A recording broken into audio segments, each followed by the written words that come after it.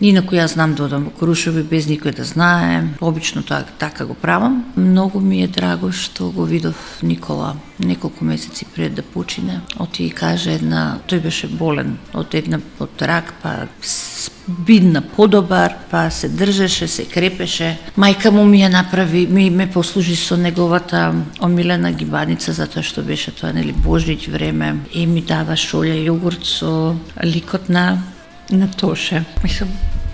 Како не можев да се напијам. Никола седеше до мене и ми вика: "Едве, чекам да си одам од овде." Јакам: "Деве, чичко Никола, има време, не излезе се, ти си избори со милион други работи."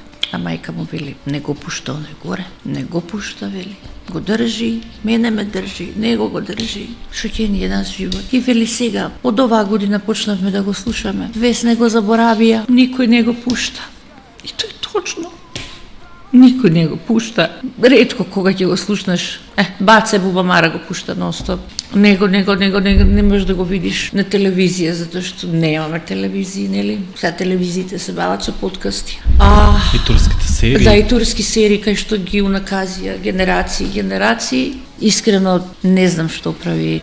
Веројатно едве преживува мајка му на тоа, од проста причина што многу беа поврзани. Сега остане без сопругот. И сега остане без тоа. И